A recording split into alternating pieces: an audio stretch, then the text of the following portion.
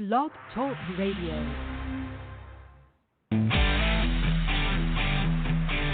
This is Franchise Today, brought to you by FRM Solutions, providers of the best-in-class software solutions for franchise relationship management. Franchise Today is your destination for weekly information, conversations, and interviews with accomplished industry leaders, all of whom share best practices for sustainable growth and sensible franchising. Here now, your host, Stan Friedman, to kick off this week's podcast with the So-Link part of the house.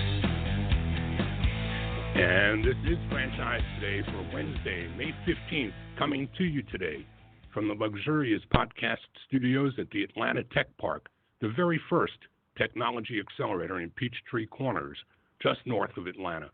Atlanta Tech Park is a global innovation center designed to connect young companies with other companies around the world.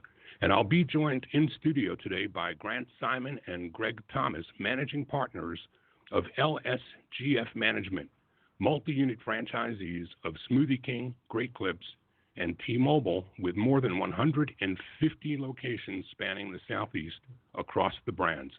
This will be a great interview today, and what a better place to do it than at the Atlanta Tech Park's Accelerator and Global Innovation Center's podcast studio.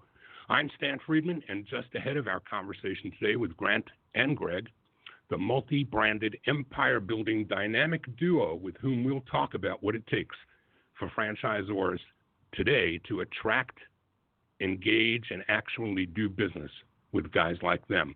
I'd like to first thank 919 Marketing's founder and CEO, David Chapman, and Rallyo's Ryan Hicks, this show's producer, for joining us last week to help spin up the perfect recipe for lead generation and marketing in today's fast-paced, ever-changing world of digital, reputation management, and hyper-local social media.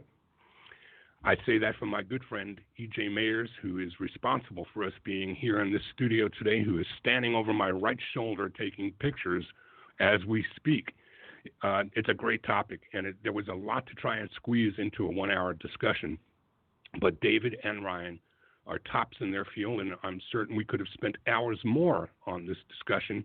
But remember that this is a once-a-week, one-hour world that we live in here on Franchise Today. But rest assured, we'll be back with deeper dives into some of those topics, and we may find EJ sitting across the table from me in one of those discussions instead of over my shoulder with a camera. Remember, each and every week, we hear from those representing different points on the franchising compass, but our guests all have one thing in common. They've demonstrated the ability to put the word sustainable in front of growth and sensible in front of franchising.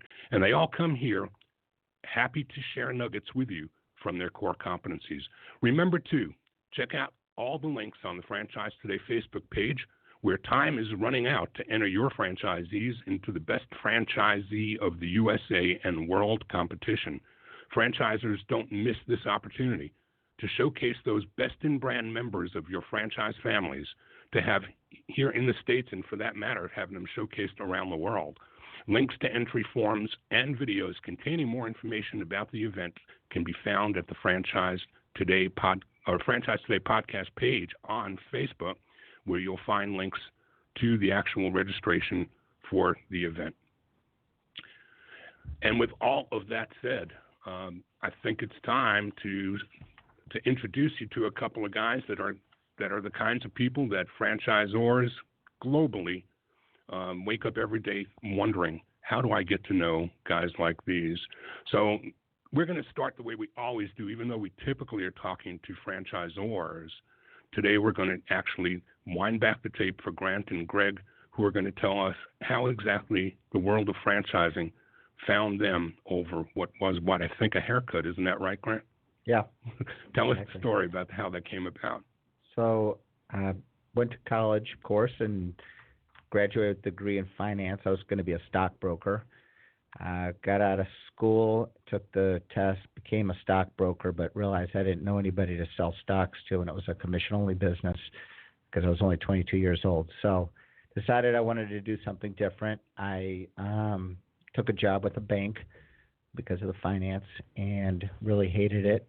6 months later, I decided to do something else, and I got into my first foray into multi-unit management. I was a convenience store district supervisor at the age of, 23.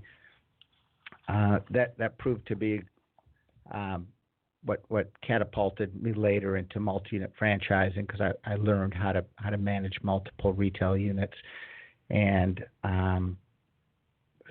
decided after working for a few years for the convenience store chain, I wanted to do my own thing. I bought a book back in, I guess it was, 1989. From the IFA put it out. It was a thick book with franchise opportunities in it, and they had write-ups on each one. And I studied it to, comb through it and figured out what I could do and what I can't do. And one of them was Great Clips. So I looked into it a little more. I was also a customer of Great Clips and loved it. So I started talking to the stylist when I would get my hair cut and find out about the business. It seemed like it was a great opportunity because they were always busy at the location I went to, and she said all the other ones she knew about were busy as well. Back then they only had about 400 locations nationwide. I think they have close to 4,000 today. And actually found a location in Georgia that turned out to be a home run. I found the location first, and then asked if I could be a franchisee. They said okay, and it turned out to be in the top 25 in the country. And how long was that store operating before you took it? It was a brand new store. It was a shop. It was actually a absolutely full shopping center. I called the landlord and said I want to put a Great Clips in that center. This is before ever talking to Great Clips, and he said, "Well, we haven't had any turnover, but a boutique just gave us notice. It's 1,200 square feet. I think we could do that for you if you'd like." So I called Great Clips and said I have a 1,200 square foot spot in a great center, and they said okay. Tell us again, what year was that? 1993. 93. Okay, yeah. And that was how many stores ago? That was Great Clips. It was 56 or 7. I don't know. So, yeah. All right. And 100 and I guess we have about 165 stores now. You said 150, but we keep adding stores. This is what happens. Time. This is a dynamic world we live in. So that was only about 5 or 6 weeks ago that I wrote those notes, and look how much has happened since then. So let's time to bring maybe Greg into the conversation a little bit. Greg, you and Grant are partners in LSGF. I love that name. When I first studied on the name, when I heard it the first time, was about a month or so ago when we were hosting the Southeast Franchise Forum, and we were going to do a panel that's very much like the conversation that we're having here today, except Therese Tilgen's not here to moderate it. You're going to have to put up with me instead. But when I looked up the name LSGF, I thought, okay, these are probably initials, maybe their kids or something. And I couldn't make any sense out of that. And I got to your website, and I saw Life Short, Grow Fast, and I said, these guys are great before I've even heard them. So I'm really happy that you're here today. And Greg, fill us in on the backstory from your perspective as to how not only you got into franchising, but how the two of you partnered up as well. So Grant and I were neighbors in Duluth, Georgia. Beer drinking buddies, went to Mellow Mushroom, went to Taco Mac every Monday night. And I worked very hard at what I did, and I didn't make a lot of money. Grant was in franchising, and I got the impression he made some real good money. I asked him what he owned a few times, and I couldn't remember whether it was Great Clips, Great Cuts, Super Clips, Super Cuts. I really didn't know. But I was always a little bit jealous. In 2004, I was actually a delivery boy truck driver. I delivered the 5-gallon bottled water for a company called Lipsy Water, and I had a net worth of about zero. I wasn't making any money. I wasn't doing very well in life, and regardless, I still had hair. And I went into a Great Clips in in Atlanta, Georgia, and I thought the place was great. Sorry, I thought the stylist was great, but I actually thought the place was pretty run down. But I told the stylist, I said, nice haircut, but this place is kind of nasty. And she said, it's for sale if I wanted to buy it. And I said, okay, great. I have no money. But I left there and I thought about it for a little bit. I didn't really consult with Grant too much. He was just a drinking buddy. But I went into a bank and I filled out an application to get a loan for $50,000. I might have exaggerated a little bit on the bank loan. But anyway, somehow or another, I filled out a bank loan, and then I went back and filled out an application to become a franchisee, and I probably exaggerated quite a bit on that. I think I checked the box that said must have a net worth of $300,000. So I checked the box, and somehow I got approved. But I got my first store. Around 2004. Came up with some out-of-the-box marketing ideas, out-hustled everybody. I used to deliver coupons, put them on the outside of mailboxes between 7 and 9 a.m. 5 and 7 a.m. I'd drive up and down the streets and slap $5 off Post-it note coupons on all the mailboxes. And if it was raining outside and these $5 off Great Clips Post-it notes didn't stick to the mailbox, I'd go to the apartment complex, I'd park my car, and I'd scale over the security fence. And then I'd run up and down the corridor and I'd slap it outside on the outside of doors. But basically, I out-hustled everybody, and my store became the fastest-growing store in the country, and it enabled me to buy another one and another one. And then I got into car washes and Smoothie Kings. But while Grant, my neighbor, was into building new stores and running them, I got into it differently. I couldn't afford a new store. I bought distressed stores, and I turned them around. And around 2011, Grant and I continued to drink at Taco Mac Bar. But in 2011, Grant had about a dozen stores, and I had several stores too. We moved out of our own basements and moved into an office, 2 offices, and shared the rent. And we very much realized that we had opposite skills. And so we kind of just threw in together and created LSGF. The name, by the way, comes from at the end of every one of my newsletters, every one of the emails, every time I sent an email or any correspondence with my employees or anyone else. Since I didn't get started in the industry until I was 40, I always wrote life short, grow fast, because I figured I don't have that much time to catch up to the Joneses. And Grant liked that saying, so when we had to form another corporation, he just used the acronym LSGF. So when you put the deal together and became partners, you were at how many stores, Greg? What was it? 5 Great Clips. To be honest, we got into another one. We didn't get into Great Clips together. The first one was a car wash in Alpharetta, Georgia that somehow or another they went out of business, and I figured out how to buy it on the cheap. And I knew I didn't know what I was doing in the car wash business. I didn't know what I was doing in the hair salon business either, for that matter. But when I got in the car wash business, I knew it was a huge business, the largest car wash in the state, massive. And so I talked to my friend Grant, and I said, hey, you want to go in on it with me? So we both threw in. Honestly, it's only $6,000. We bought it for basically nothing. Wow. And that car wash really took off and very much surprised both of us. And I built the sales, so I worked on the front and the customer side, and Grant worked on the back end, like getting a lease done, making it legal. I worked on building the cash, building the customer flow, and we made some money off that. And then we sold it 17 months later and parlayed it and got some Great Clips, did very well, parlayed the profits, bought more. And then I got into Smoothie King because they kind of ticked me off at whatever. They had bad service at one, so it was a distressed store, so I bought that one too. And Grant and I just continued to parlay. I wouldn't say parlay it, but we reinvest the profits. So some customers have a bad experience and they fill out a survey. You have a bad experience, you buy the store. I think that's great. Yes. I think it goes like this, and I'm going to change the way you're doing things. I love it. So at the time that you had 5 or 6 in this car wash in the mix, how many stores were you at, Grant? Probably 12.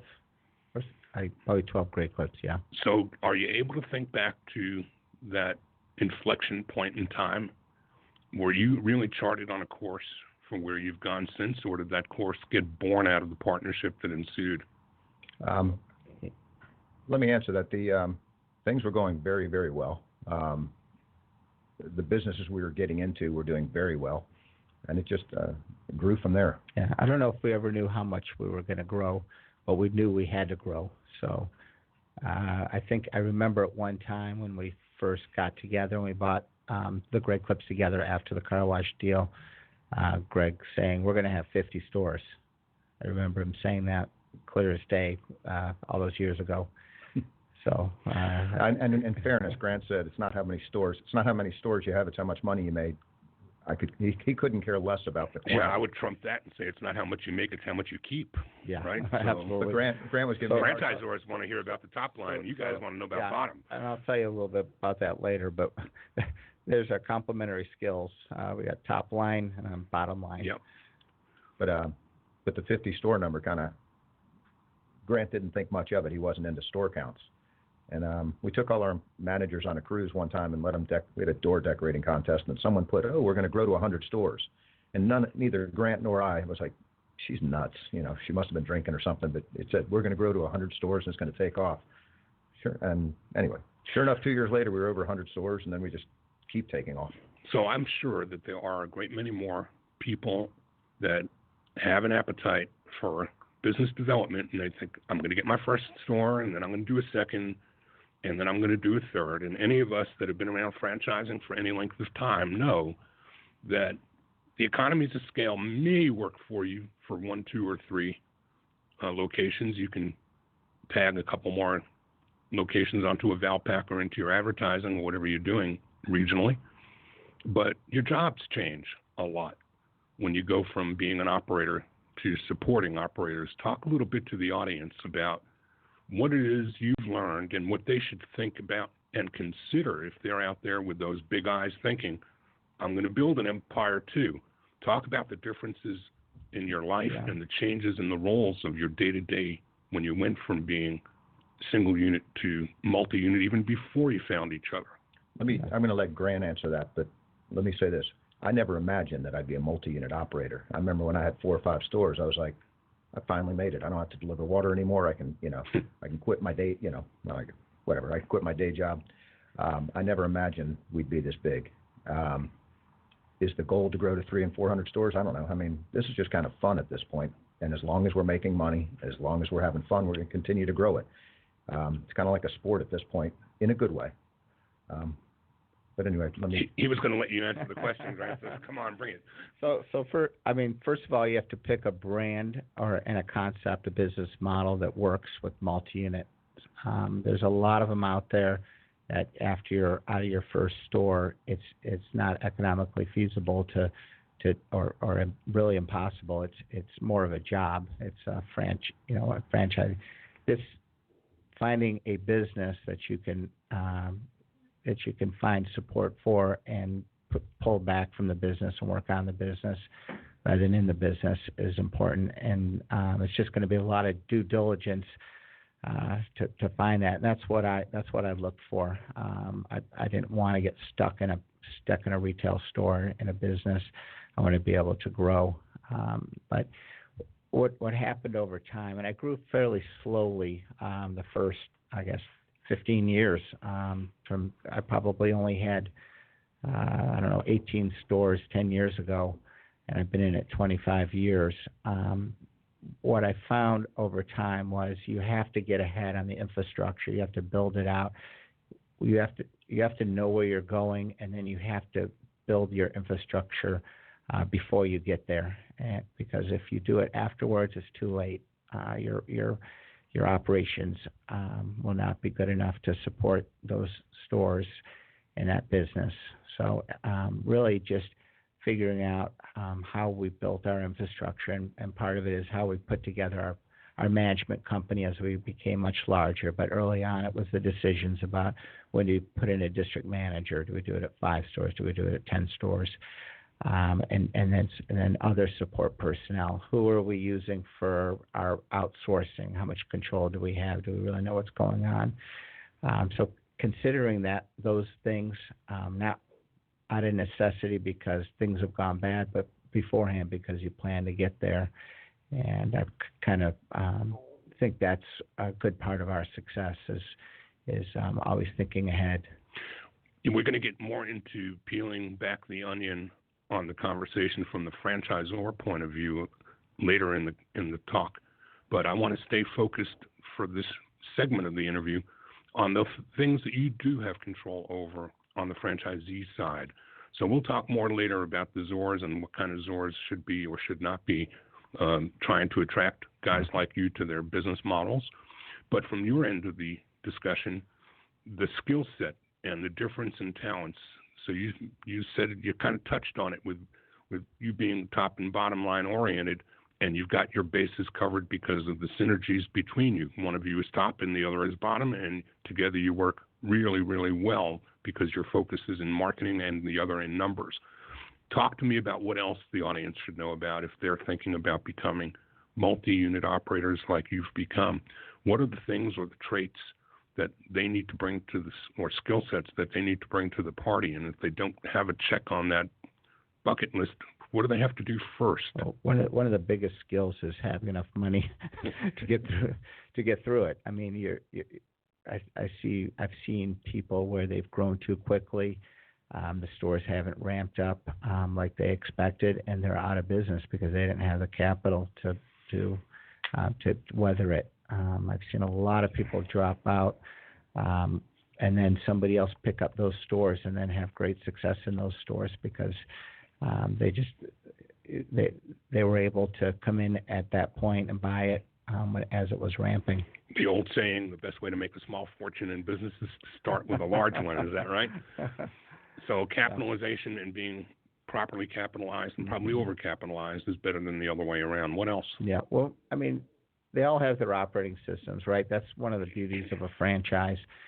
I'm not saying you could take any personality or any person out of a corporate world or entrepreneur and make them successful, but you are giving them, they are giving you an operating system and manual. So if they're willing to follow that proven operating system and do it well, typically they can make it. But it's back to the original question, and the franchisor is giving you the operations manual, granted, but execution of that manual is on your end. Yes. So my question is, again, the transition from being an operator to the management supporting operations is what happens when you flip gears and become a multi-unit guy. Greg, is that? So Greg could answer that. Yeah. He's the guy that goes after distressed properties, and typically distressed properties mean bad operators. So he does some things, and he could tell you about it when he takes over a distressed property, and we've done things dramatically different than the prior operators. And let me just to rephrase something. Grant says I'm top line, he's bottom line. It's a little different than that. I'm the front side of the company. He's the accounting, the boring side of it. I shouldn't say boring, but well, it's only boring to guys like you. Guys like do what he does, they love that. When it comes to employees and customers and those things, Yep. I handle all of that front end. Grant doesn't really like people, so he's kind of behind the scenes.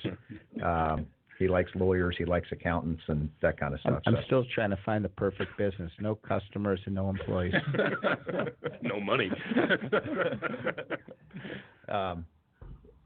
As far as I guess rephrase the correct question. Why do customers? No, I guess what I'm trying to get to is for the benefit of those in the audience who just think that, well, there's two of them. I'm saying if the two of you did the same things, one of you would be redundant. So there are a great many buckets that have to be checked off to be able to execute at the franchisee level, like the ops manual that you get. Same ops manual goes to a single unit operator. But when you're going to be doing dozens of stores, your skill sets and your mindsets have to be changing gears from the days that you operated if you were just in one or two. Now you're in dozens or hundreds. How do you make that work? How do you execute, and what is it that you do? Help the audience understand how that role changes and what it is that's required in order to structurally. Well, let me say that in a partnership, you have to have clearly defined roles. Grant and I know exactly what areas of the company we're going to be managing, and we might not always agree on everything, but we respect it. If we have a complete disagreement, at the end of the day, if it's dealing with a lease, I bow to him. If it's dealing with marketing or people or the hiring or any of that stuff, I take control of that. A lot of the franchisees out there, when we take over a distressed store, I find that they might be following the operating manual, but they don't understand how to treat people, or they don't understand how to do true marketing. I mean, it's one thing to read a book, it's another to execute it. Or they might not understand diversity and the greatness of diversity. They don't understand how to pay people properly, or motivate people properly, or inform people properly. And you really, in order to be successful, especially with more than a dozen stores, well, actually, even with one or two stores, you have to kind of be a jack of all trades, or at least respectful and understanding of all the little trades that are out there. So you've kind of touched on something that that I think is every bit as important as the name or the brand name in front of the store or on the sign. It's about people. And so franchisors have a culture, and they should be very sensitive to protecting their culture and attracting people to it that are of like mind. You're operating how many locations with how many employees? Once again, how many people on your payrolls? 1,200. Yeah, 1,200. We have a 54 Great Clips, 103 T-Mobiles, close to a dozen Smoothie Kings, and a few other brands. So I dare say that as a franchisee or as franchisees, your payroll's larger than most franchisors. Oh, yeah. And you have a culture to protect and to manage, and literally you have an even greater task in hand because you've got to take a single corporate culture across multiple brands. So talk to the audience about that and how important that is, and the people side and the recruitment and retention side when you're growing a business your size. How much focus do you guys put on that? Each business really kind of has its own culture. A lot of times it's developed by the brand themselves or the founder. T-Mobile is a sales culture and service. Great Clips is more of a service business. Smoothie King service business. So the culture has to be a little bit different. You're working with different, millennials versus, other people. So you have to figure out how to motivate them. But Greg's the motivational guy. So he's the one that builds the culture. So do you have a full-time person, or is that one of your many jobs? I mean, how many hats do you guys wear? And so are you the HR department as well? Oh, God, no. Chief People Officer? We have a vice president of HR, a vice president of accounting, we've got a group of vice presidents.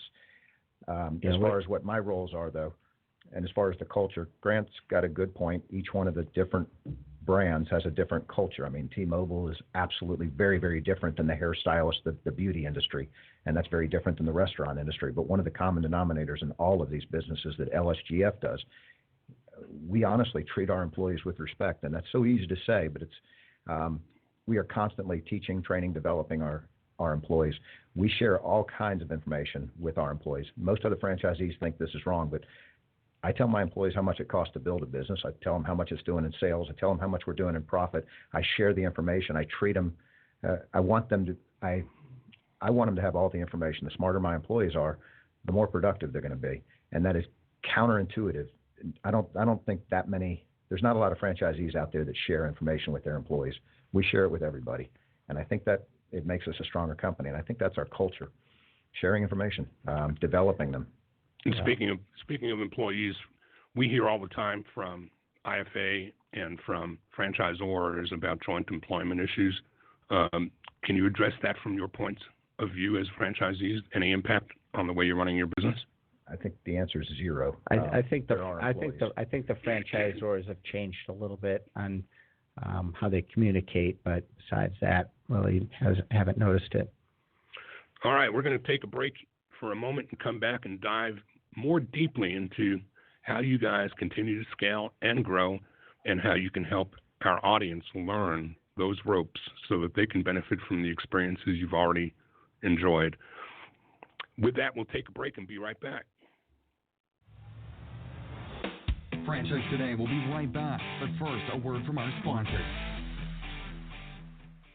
And Franchise Today, this segment brought to you by SoulLink, a company that provides amazing loss prevention technology for restaurants and retail. In fact, when I describe SoulLink, I describe what they've done for loss prevention as the equivalent of what Apple and Android have done for cell phones. They've made these tools smarter. Whether you operate a single unit or, like today's guests, are operating a multi-unit empire, or if you're the franchisor or an executive of a retail or restaurant brand, with unit-level economics on your mind, you need to learn more about SoulLink. Once deployed, SoulLink's technology captures instances of exceptional behavior at all of your sites. SoulLink then records everything that goes on in the front and the back of the house, and utilizing its gold standard algorithm, creates reports that direct your attention to the very specific video clips it's captured, so that you can view these events in real time. This eliminates the need to review hours of tape to identify those situations. And what makes SoulLink best is that it does all of this heavy lifting utilizing existing point-of-sale and security equipment. No new hardware needed to put SolLink to work for you. As always, find out more about them online at sollink.com. That's www.sollink.com. FRM Solutions is also responsible for producing and presenting our podcast weekly, providing best-in-class CRM and document management software designed specifically for franchising. FRM enables real-time business intelligence, communication, and collaboration between all members of the franchisor's team and their prospective and existing franchisees. This empowers your team to simply and seamlessly track, access, and manage all communication to and from prospective and existing franchisees, including texts. Legal and compliance is simplified as well with FRM's document management, and even site visits can be digitally facilitated and scored with FRM. Make today the day you give FRM a look, and assure that all of your candidate and franchisee correspondence, including texts, are being permanently tracked and archived in candidate and franchisee records. FRM even provides state-of-the-art digital experiences for your prospective franchisees, replacing old-style virtual brochures. No long-term contracts, multiple upgrades each year at no additional cost. No excuses, just solutions on the web at frmsolutions.com.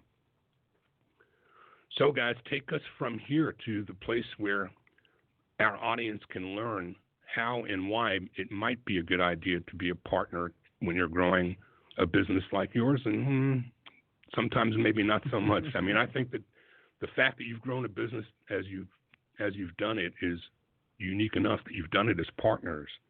That has to take some conscious dedication, and most partnerships just simply don't work, do they? Yeah, probably not. I've actually had a couple that have not. So how does that magic come together for you guys? I mean, obviously you know your roles and you stay in your lanes and you respect each other's skills and talents, but there's a lot more to partnership than that, isn't there? Well, there's a few things. The number one most important thing is make money. So if you're losing money, partnerships typically don't work out. If you're making money, they have a good chance, or they have at least a chance. So if one person can't eat two or three, it's probably not a good idea.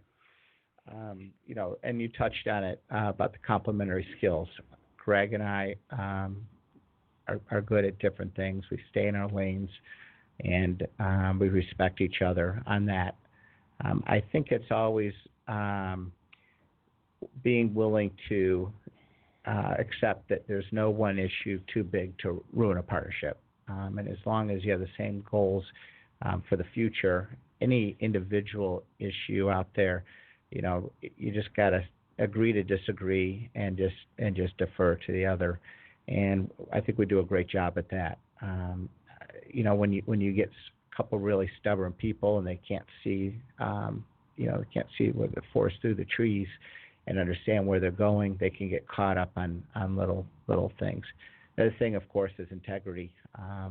If you don't have an honest partner, it's sooner or later it's going to come out, and you have to always do the right thing and be respectful of your partner and make things fair. Greg, anything to add? As I said, most partnerships that I've seen don't work. I wouldn't recommend getting in business with your best friend. Unless they have completely different skill sets. I talk a lot in the cosmetology industry, and whenever they want to graduate, all of them said they're going to get into business, and all of them want to be in partnership with their best friend. That's the worst. That's a recipe for disaster. So, Grant and my partnership started a little bit differently, but not to go back too far, but even though he owned some stores outright and I owned some stores outright by myself, underneath all of the ownership plans within LSGF Management, there are some stores that I own by myself, and Grant treats them as if they're his. There are some stores that he owns, and I run them as if they're mine. We run it uniformly, whatever the word is. But anyway, the partnership works very well. And as far as the integrity, that's incredibly important. You got to be honest with each other on everything. Transparent. Sure. In every way. Let's talk about the management side. So what kind of support services have you put together to support, 150 plus, 160 plus locations. So I'll take that one.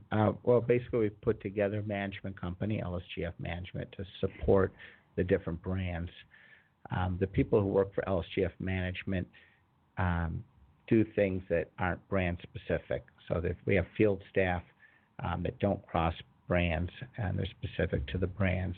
But for the back end, we have our HR department. So we have a SHRM certified, top-notch vice president of human resources. We also have a HR generalist. We have a benefits person. We have a payroll person. We have another human resource assistant. So we have that. So because when you have 1,200 employees, there's a lot going on, and we waited until I guess about 4 years ago to even start our HR, and it was kind of already too late. That's the one area I kind of almost missed the boat and could have put me out of business, but we made it through. Finance department, we have a director of finance and accounting. She's also a CPA. We have a controller. We have 3 accountants. We have an accounts payable person. Because we've grown so much, we've actually, sometimes I feel like we're a construction company. We have a construction department. We have a director of facilities and construction. We have a construction project manager. We have maintenance techs that work for us. We have real estate. We have real estate broker on our staff. And we have IT. So that kind of covers all the different pieces of the business, one way or another, for support. And because we're so big at this point, we have so much revenue coming in, we're able to get really top talent. So that's one. Once you get over the hump, Greg and I aren't that. We each know some about HR, some about finance and accounting, some about IT, but the people we bring in, are true professionals, and that's when our operations started getting really good. The infrastructure for the specific brands is different for each brand. It depends on what kind of support they need, as far as the field staff, as far as managers, district managers, trainers, that type of thing. And let me add something. Yeah, to that. please. So all of the LSGF people, our corporate office people that Grant just described, they report to Grant. The people in the field, which is every hairstylist, every smoothie maker, every manager, area manager, general manager, report to either me. We actually have a third partner by the name of Lou Provost, and basically everyone in the entire T-Mobile brand reports to Lou. Everybody in the Great Clips and Smoothie King brands report to me. The office people all report to Grant. So it's a different type structure. I guess it's similar to how Focus Industries used to do it with Moe's and Focus Brands, yeah. So I mean, they had a corporate office that did certain things, and then they had a field. I think that's kind of how we're set up. I think what I'm hoping is that the audience is paying attention, and as there's somebody out there who is thinking to themselves, I'm going to be a rock star, I'm going to go from 1 to 200 or 1 to 100, these building blocks don't just fall into place. You guys have departments with more people than some franchisors have on their entire teams. And I guess if I was giving an admonition, it would be careful what you wish for. If you wish to do what these guys have done, it's going to take infrastructure, it's going to take experienced people, and it's going to take quite a bit more than the talents it took you to get to 1 to 2 or even 3. But from there on, life changes, and unless you're living the same life that these guys are with complementary skills, you need to have an internal infrastructure in place that's proven first before you try to go out and hurt yourself instead of build the empire that you'd hope that you could achieve. I want to flip gears in the time that's left and move on to the franchisor side of an equation that involves guys like you. Because while there are probably a great many franchisors, too, that are with big eyes thinking, I want guys like these as developers in our system. I want guys like these to come and buy 20 licenses of my brand.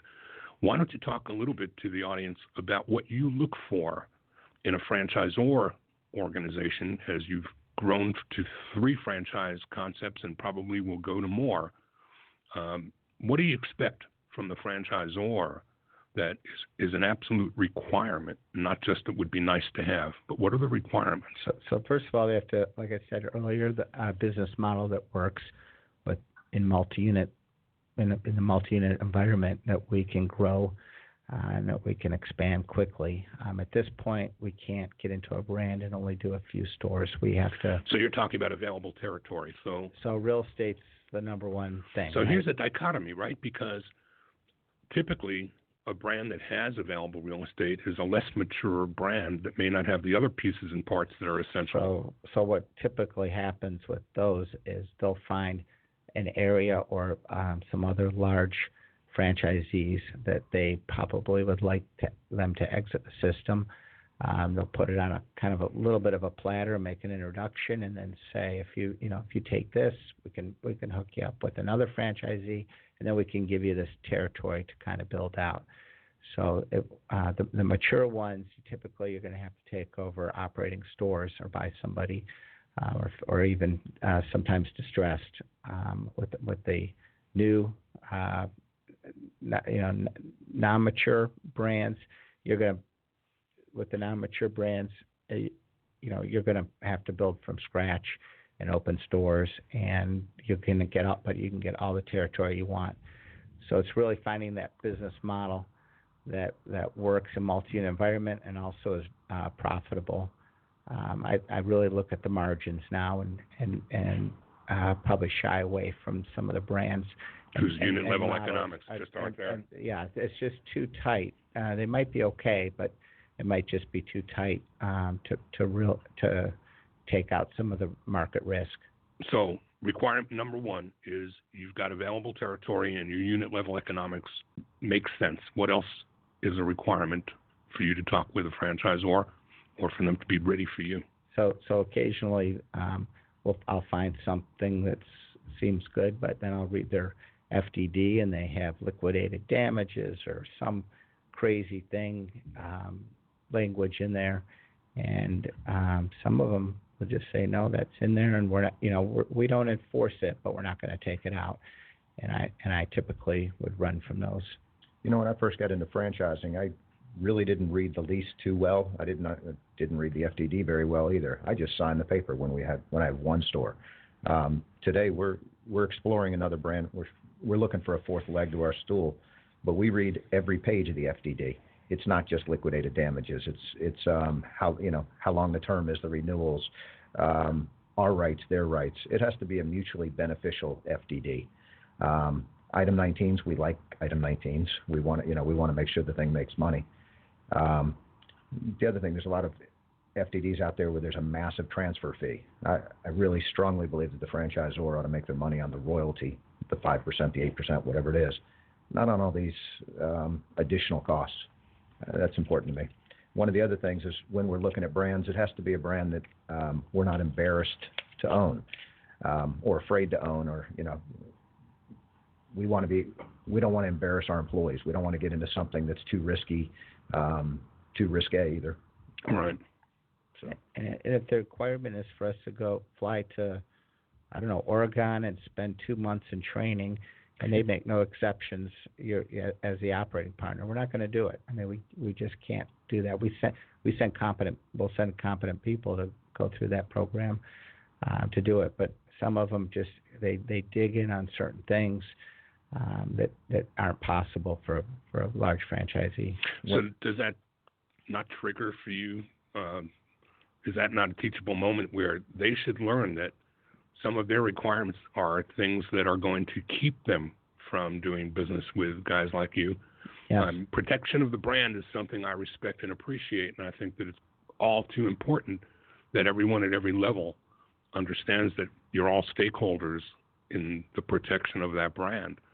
But when rigid requirements about who's coming to train, when you're not going to be the guy who's standing behind the counter or cutting the hair, that would make no sense. Right. So that Yeah. becomes a bit of a yellow flag Yeah. for you that says this might not be the right one. When I got into Smoothie King, they said, okay, if you want to get into this, you got to come out here and go through 2 weeks of training. And I was like, no, see you, bye. I said, I'll come out there. I'll spend 1 day, maybe 2, and that was it. And they said, we'll have to do something custom for you. I was like, that's fine. That's what you want me in the brand. I'm not going to go through management training and have you teach me how to take an order or teach me how to make a smoothie. So I don't know anything about cutting hair. I don't know anything about making smoothies or washing cars or any of these other things. I know how to own and run businesses.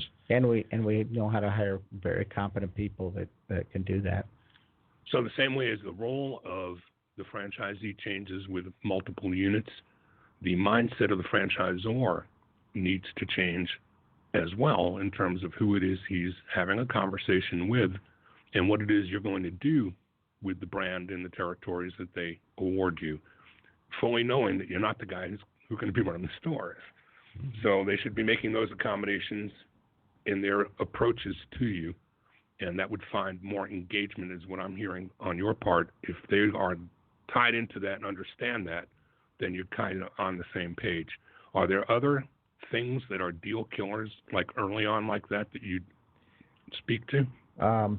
Just to talk specifics, I guess in the Smoothie King brand, when I got into it in 2008, Grant and I, when we got into it in 2008, they had 500 or 600 stores, but they were set up for mom and pop operators. Right. They do 1 or 2 or 3 owner operators. Grant and I already had 30 or so stores with Freight Clips, 30, 32, something like that. When we bought our first store, in order to run payroll, we had to go to the store and run the report, or we'd have to call our manager and say, fax me the payroll so I can write checks. Their systems were not set up for multi-unit operators. All of the emails only went to the store. So if I had a corporate office, I couldn't get emails from corporate. They couldn't communicate with me. I couldn't run reports. They also had some archaic marketing ideas that I didn't think worked, and I kind of had a different skill set or knowledge. But they were not set up for multi-unit operators.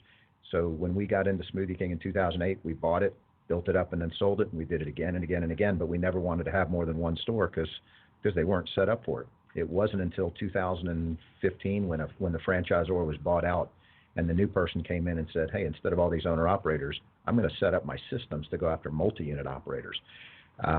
They completely changed all their systems, and now their target is the bigger franchisees. So now instead of having one store and selling it, will we get 10, 20, 30 stores very quickly here? Probably, as long as the cash flow's there, the profitability's there. But the franchisor changed to suit multi-unit needs. And I know that there was a robust portion of the discussion when you and Greg Voinovich were on the panel for the Southeast Franchise Forum here in Atlanta last month around how field support and operations are managed. And so it makes nothing but sense to me, and I can't remember, Grant, if it was you or Greg who brought this discussion forward on that panel, but the difference perhaps between having one person as your point person from that brand, no matter where your stores are or where the territories are, instead of having 3 or 4 or 5 or more geographically based field support people. How important is that to you? And especially when you're multi-branded, you're dealing with that across 3 brands. So talk about that a little bit to the franchisors that are listening that may not have had that aha moment yet. Again, it depends on the maturity of the brand and what kind of support they already have. But when Greg and I are talking to the franchisor, we need to talk to somebody with, that's not just fresh out of school and doesn't really understand business. They're fine for supporting the stores and doing their specific duties, but we need to converse and talk to people that have more, that understand the brand, the higher management. So we've had, 20, nothing personal to millennials, but we've had 23, 24-year-olds, come in and advise us, how to run a P&L. And, we think we know how to do that part at least. We do need coaching on brand specific things once in a while or understand new initiatives, but for the most part, it's matching up the right person with the right job and what level of our operations they're dealing with, whether it's, the store level or district manager, us, maybe maybe even our HR team. Greg, anything to add to that? The other thing about when you get over 50 or 100, 150 stores, whatever, our time, everybody's time is valuable. I don't mean that in a bad way. But I don't talk on the phone very much. There's only so many hours in a day. I will not read long emails. If a franchisor is going to send me novels, I'm going to push delete. That's not the right thing to do, but I just don't have time to read novels. So when anybody communicates with Grant or I, it really, not from a legal standpoint, but from a communication standpoint, we don't do phone calls really well anymore. We don't do text really well anymore. What we really respond to well is bullet point, right to the point. Get your point across quick. How do we make progress in 1 minute? And move on. So if I'm working with a franchisor, it's got to be concise. How do you guys feel about site visits and how somebody comes in maybe once a quarter to look at the stores and to see that the correct point of purchase and everything is displayed? We love that. Should that be a different person, though, than the coach that you're talking about? Should there be two different people or somebody at a different level dealing with you on the business side as compared to somebody making certain... Let me answer that on from Grant and my standpoint. Hit a nerve here. You both want to talk about this one. Well, no, Grant and I are franchisees. When we communicate with the franchisor, we understand there's department heads and stuff, but when it comes to selling us a brand, we should really be talking to the C-level executive or something. From the field, we love it when the franchisor comes out there and inspects us, inspects our store, checks our quality, checks our systems, makes sure we're following the brand standards. We're paying for that. Right. Yeah, but we do want not, that. Yeah, but they should not expect us to go out there. I mean, Grant hasn't been to half his stores. Right. I mean, they're very well run, and he's got, we have great people out in the field running them. But if they want to do a store visit and they say, hey, the franchisee needs to be there, sorry, we can't be there all the time. On occasion, I can be, but anyway. But it's back to the point again about, is this the right franchisor for you to be tied up with if they don't understand that the role of the franchisee is going to inhibit him from being on site as a single unit operator would? Shouldn't be asking that of you. They're actually asking you to do something that's not in the best interest of the brand or you as operators. Did you have more to add to that, Grant? No, not really. I go to the stores all the time, but I don't really want the franchisor there. I go there for my own needs. I want to motivate them, teach, train, and develop them, and I have different goals for my employees than the franchisor. But the franchisor, I really like it when they go to my stores and help us become better at everything. What's one thing that you wish, if you could rub the genie out of the lamp and say there's one thing that would make a franchisor relationship with somebody at your level of business smoother, better, more flexible, what would it be?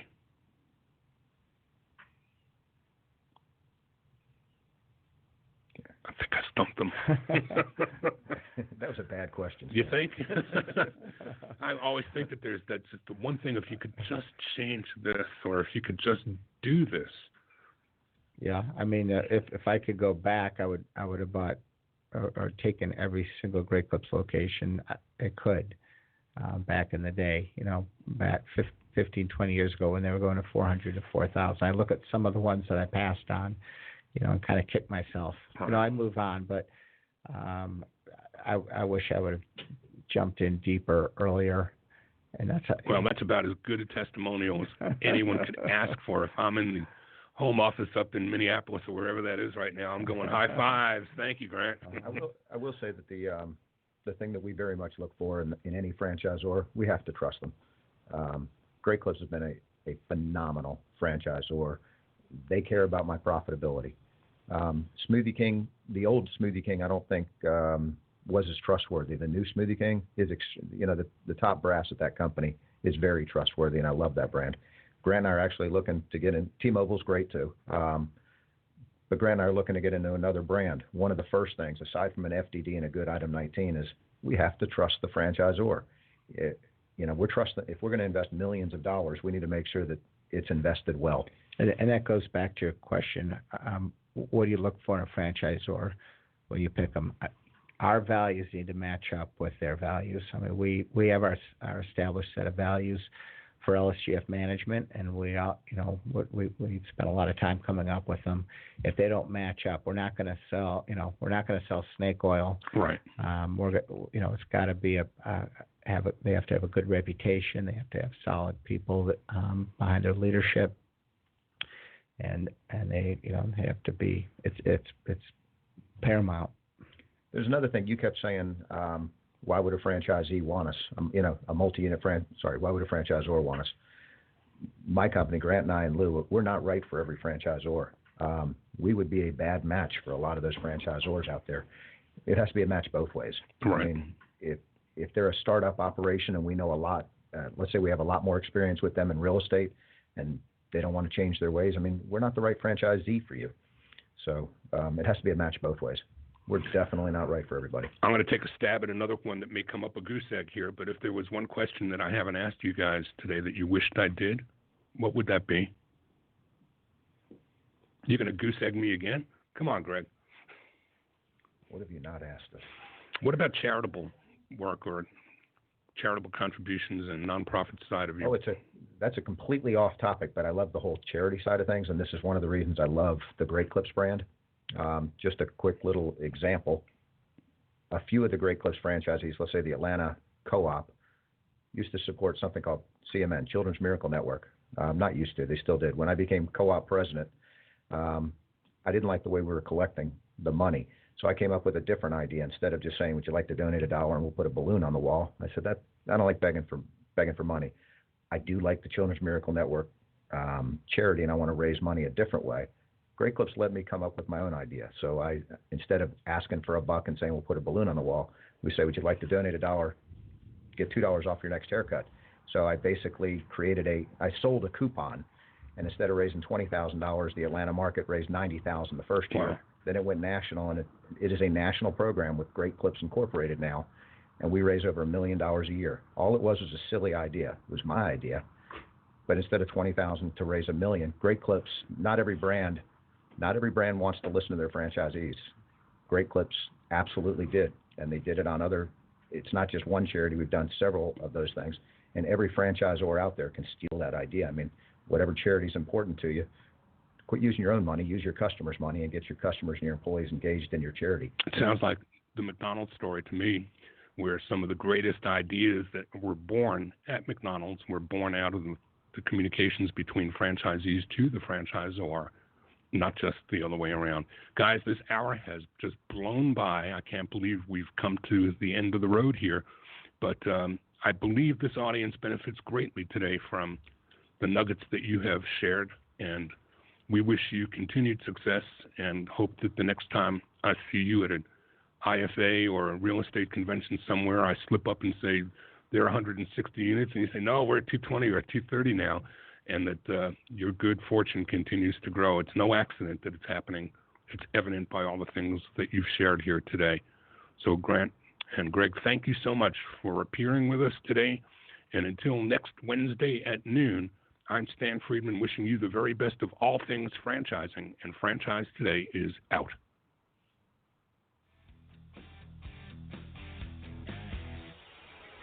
Franchise Today is a production of FRM Solutions, providing best-in-class CRM tools to empower relationships with prospective and existing franchisees. No excuses, just solutions. Find them online at frmsolutions.com. Join Stan every Wednesday at noon Eastern for another live episode of Franchise Today. Or, as always, download episodes on demand at blogtalkradio.com or iTunes.